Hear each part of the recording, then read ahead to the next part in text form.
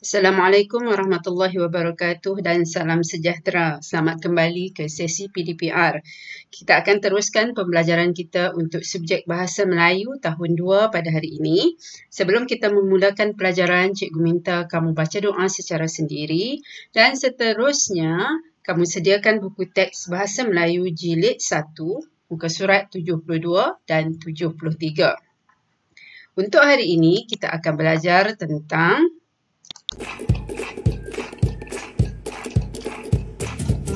tema iaitu kebudayaan kita, unit kesenian dihargai, tajuk wah mudahnya berkaitan kata perintah.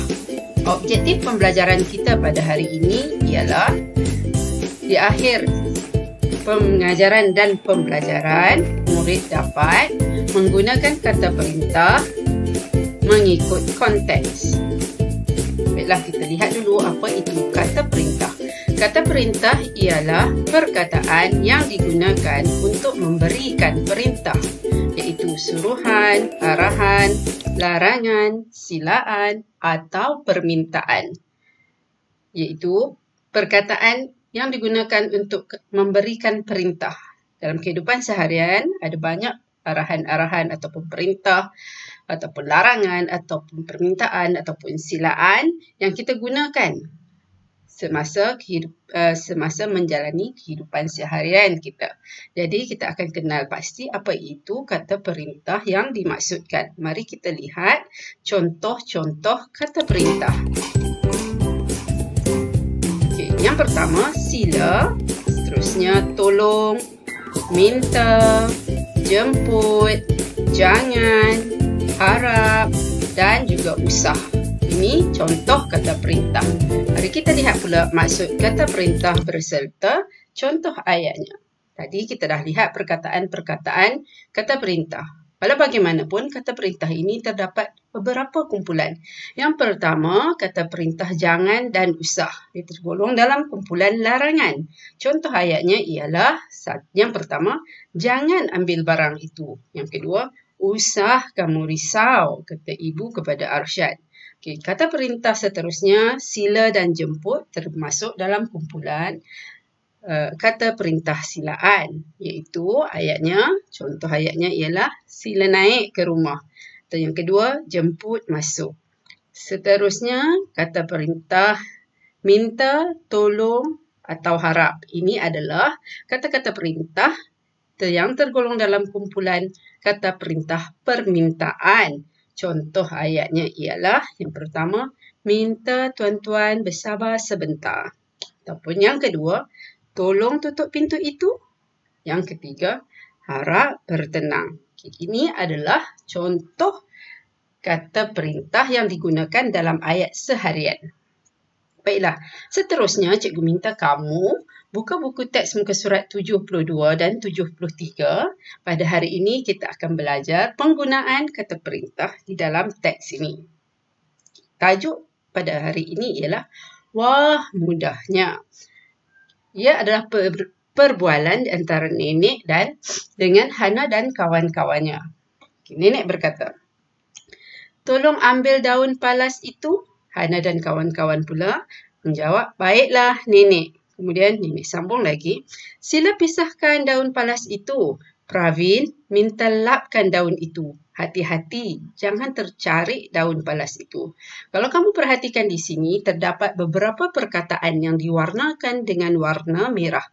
Baiklah, perkataan-perkataan ini merupakan perkataan kata perintah. Ya, ini adalah perkataan kata perintah. Okay, contoh yang pertama yang warna merah ni adalah tolong. Seterusnya sila, minta, jangan. Seterusnya kita baca pula apakah perkataan kata perintah yang sesuai untuk ayat yang berikutnya.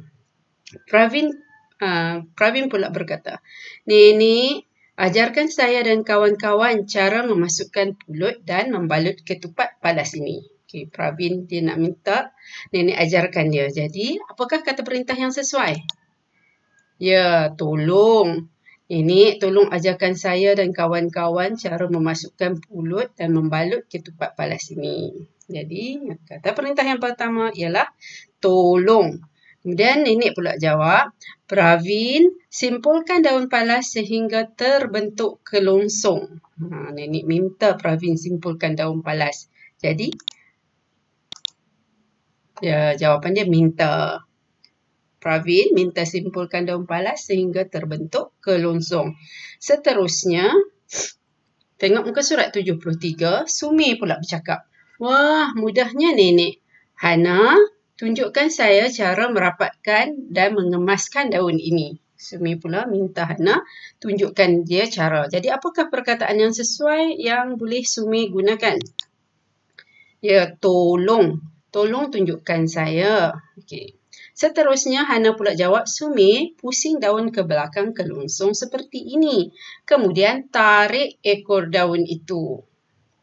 Nenek pula berkata, pandai Hana cucuku sayang. Nenek ketawa. Kemudian nenek sambung lagi. Tarik terlalu kuat kerana daun palas akan terkoyak. Akhir sekali simpulkan ekornya seperti ini untuk mematikan balutan. Air tidak akan masuk ke dalam ketupat apabila direbus. Maksudnya nenek dia bimbang kalau tarik terlalu kuat, daun palas itu akan terkoyak. Jadi apakah kata perintah yang sesuai? Ya, jangan. Jangan tarik terlalu kuat. Okay, seterusnya, Hana pula bertanya kepada nenek. Ketupat ini hendak diletakkan di mana, nenek? Okay, nenek pun jawab. Masukkan ketupat itu ke dalam periuk. Buka api tetapi tempat kosong terlalu kuat. Jadi tempat kosong yang pertama, yang kedua ni, apakah kata perintah yang sesuai pula untuk ayat nenek ini? Mari kita lihat. Tolong. Jadi nenek kata tolong masukkan ketupat ke dalam periuk. Buka api tetapi